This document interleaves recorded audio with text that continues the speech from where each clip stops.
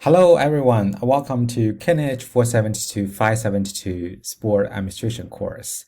I am Dr. Boli and I am the instructor for this course.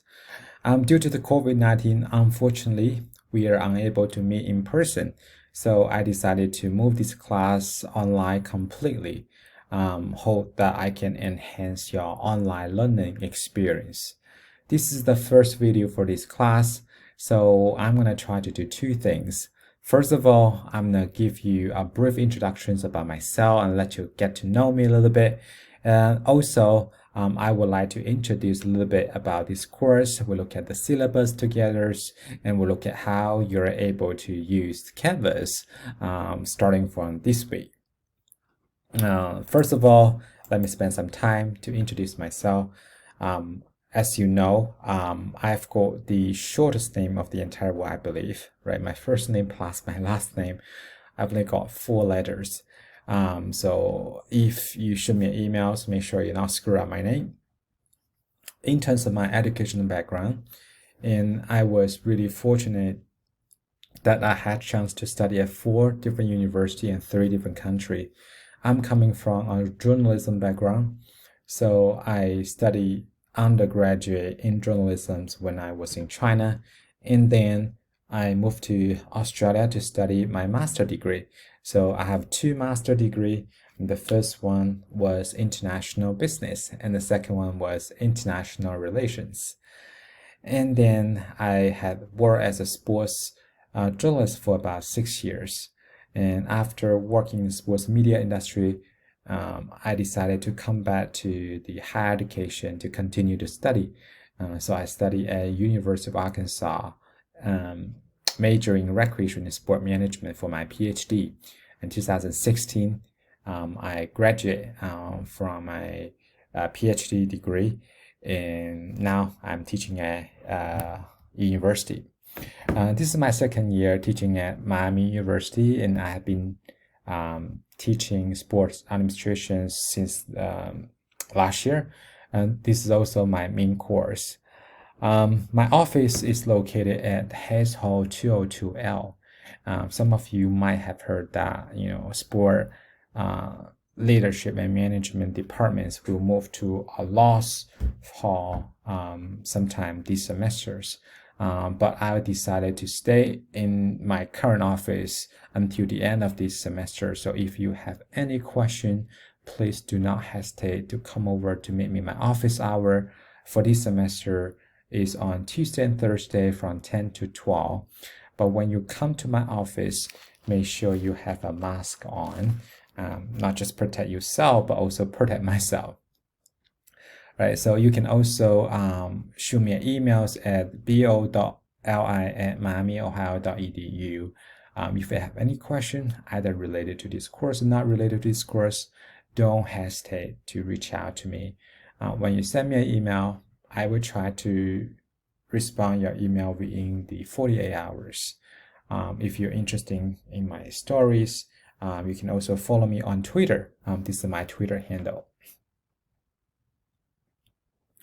And as I mentioned before, I was a sports reporter before. People were really curious about my experience when I was a sports reporter. I know some students also get the concentration on sports communication or concentration at the sports journalisms, right? The people ask me what are the benefits for being a sports reporter. I always tell them being a sports reporter, there are 3 great benefits. The first thing is we can watch sport for free. That's the most important thing. Right? Sometimes some events are super expensive. It's hard for you to get tickets, but being a sports reporter, you can just go there and watch this event for free and get that experience.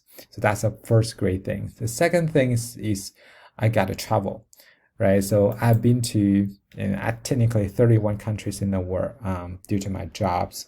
I have to travel to all around the world, 5 different continents to cover different types of sports, right? I've been to 3 World Cups, South Africa World Cups, Brazil World Cup, Russia World Cups. I covered 2 Olympic Games, Beijing and London in 2008 and 2012. I covered 2 European Soccer Championship. We also call it Europes in 2008 and 2012.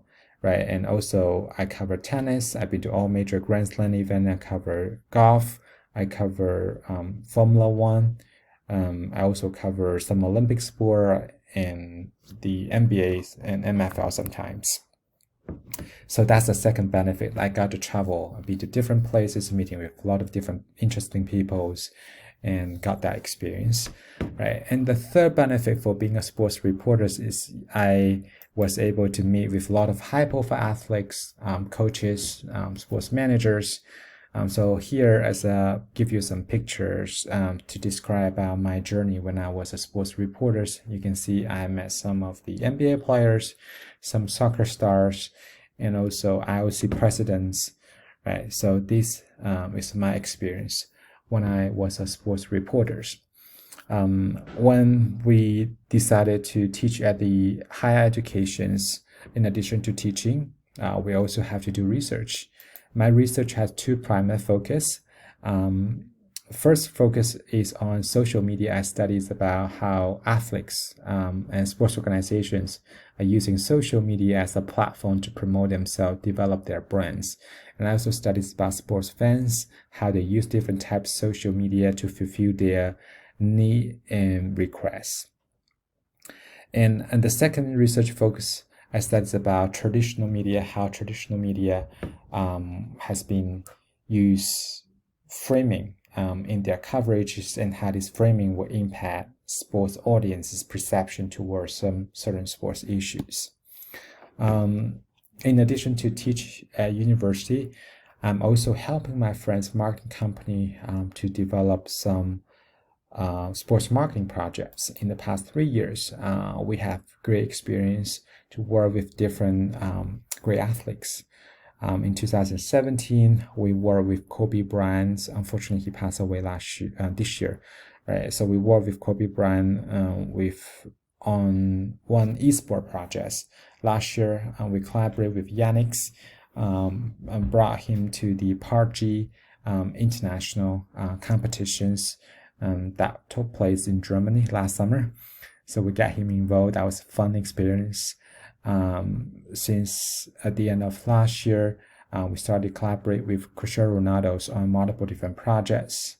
Currently, I'm still helping Cristiano Ronaldo in the negotiation with TikToks, which see whether we are able to develop official partnerships between these two big sports concepts.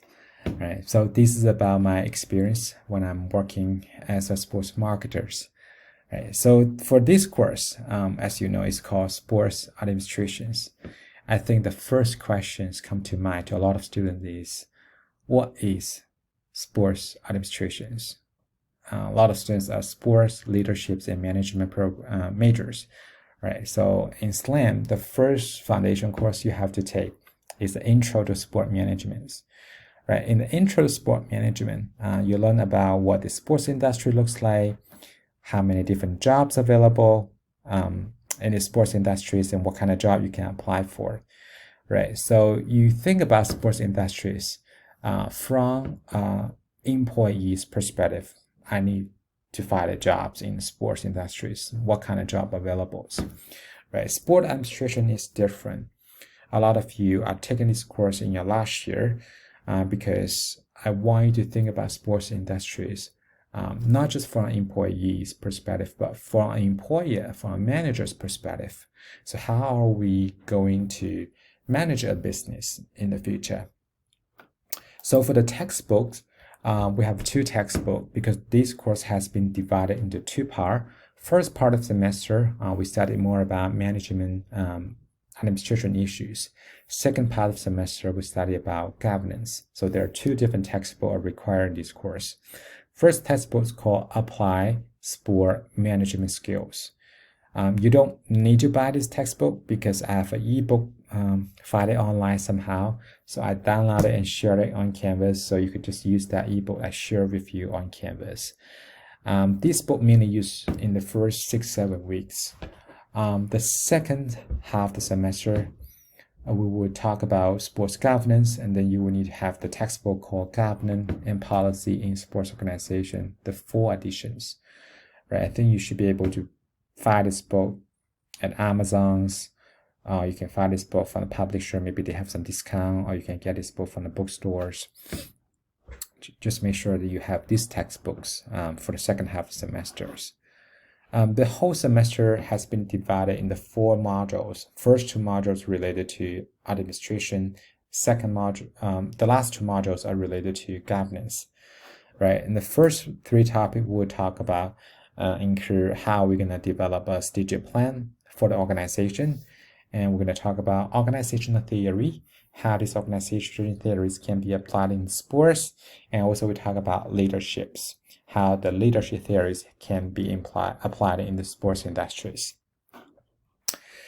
And then on the second module, we'll look at more specific issues and topics. We're going to look at human resource management, look at budgeting, look at risk management. All right, in the last 2 modules, we look at sports governance, right? We look at sports governance as a whole. We look at how we're going to develop a policy within the organizations. We're also going to look at different sports segments, how those policies are in place to manage some of the issues. We will look at high school athletics. We'll look at college sport. We'll look at professional sport. We'll also look at the Olympic sport. For the professional sport, we will have 3 topics. First topic, we'll look at how professional sports has been organized in the United States. And then we'll look at how professional sport has been organized outside the United States, particularly in Europe.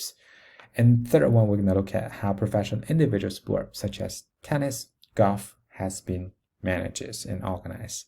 And the last 2 topics we'll cover will include the Olympic sports and how the Olympic been governed internationally, and international sports organizations such as FIFA, how FIFA has been governed.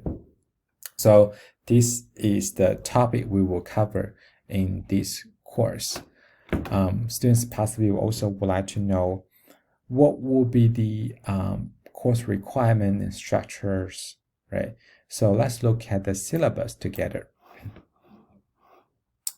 In this canvas, you should be able to see the syllabus, right? So if you look at the canvas, you can see a home, announcement, and syllabus. In the syllabus, and actually I give you some information about the thing that we need to complete in this course. So for this course, the total point is 400 for undergraduate student. If you're a grad student, the total point for you is 430. For the assignment in this course, first of all, we have some online quizzes. We have 8 online quizzes that will be distributed throughout the entire semester. Normally, I want you to complete the online quizzes before Wednesday, right? And then we'll have 6 online discussions that give you the chance to interact with other students, share your opinion towards some of the sports issues. So we'll have 6 online discussions. In total is 120 points, 20 points each. And then we have the assignments. For the online discussion, normally including 2 parts, just like any other online discussion you do in other online classes. Right? First of all, you have to share your own opinions. Right? So your initial post need to have at least 250 words. You need to share this post before Tuesday.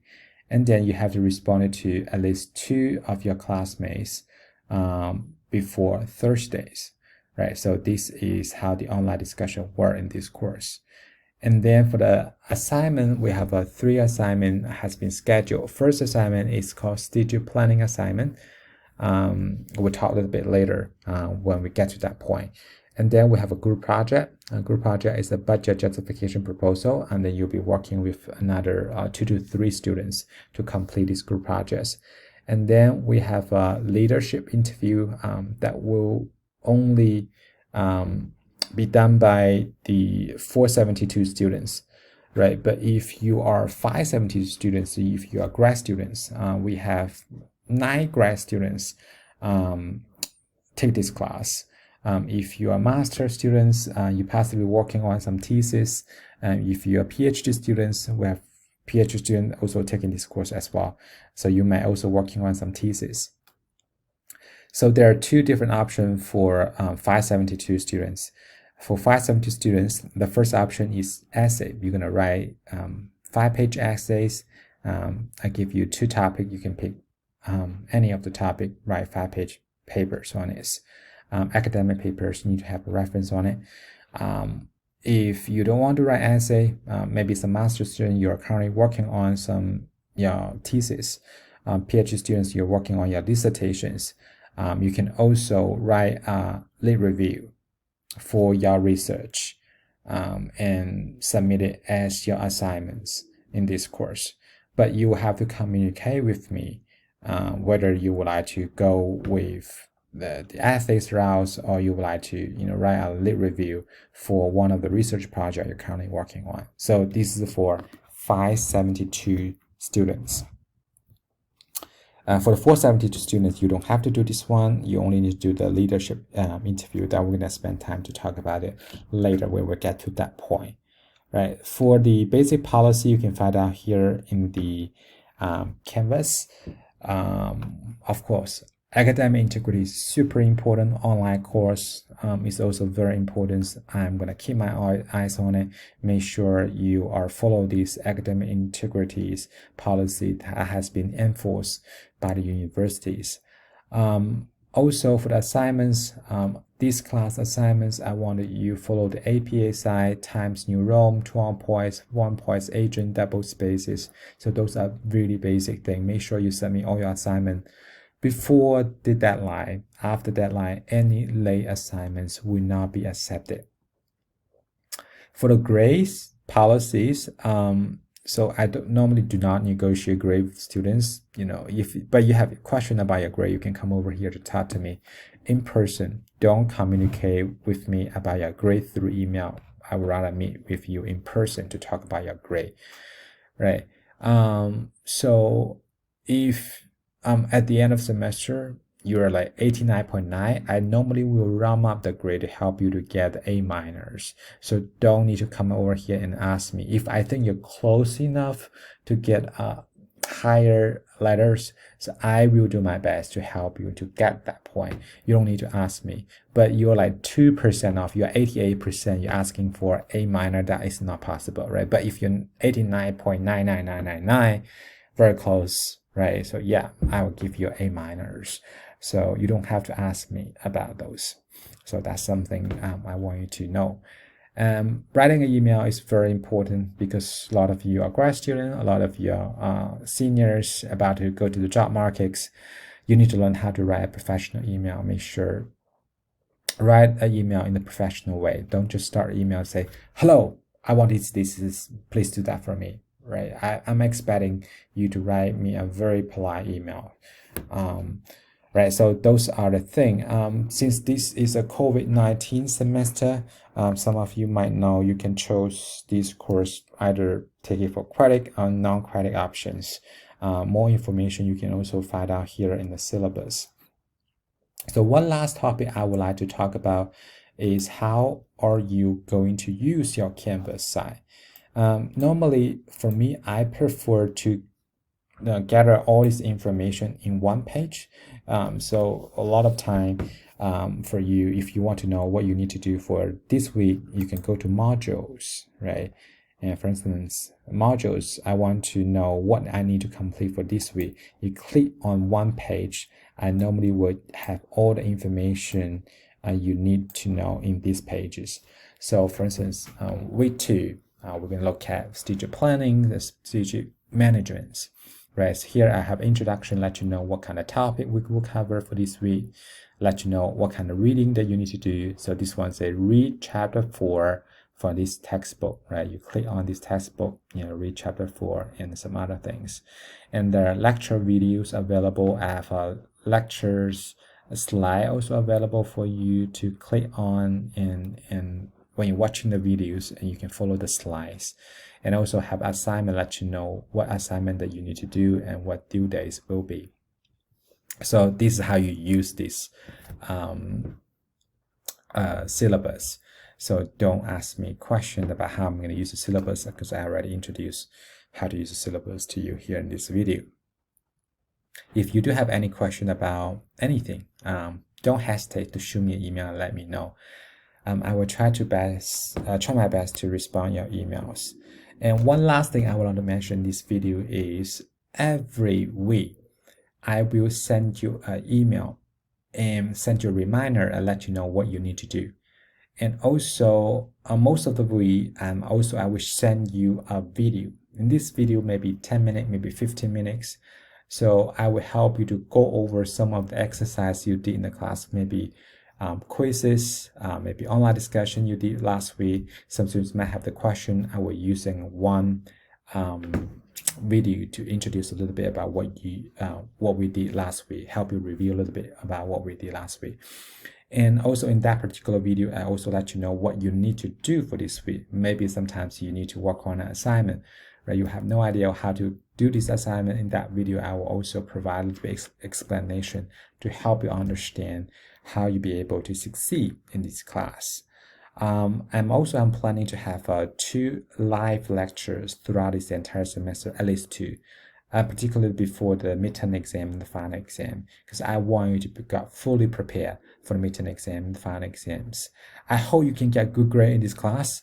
Although I know you've been offering the credit and non-credit options, I hope everyone take this course for credits, and I hope everyone can get a very good grade that you expect. As long as you work hard, I don't see that's an issue that you won't be able to get a good grade in this class.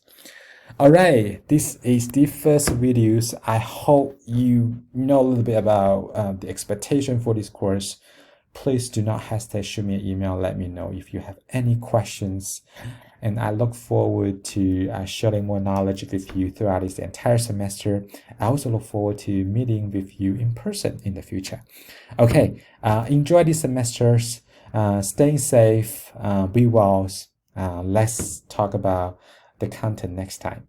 Bye.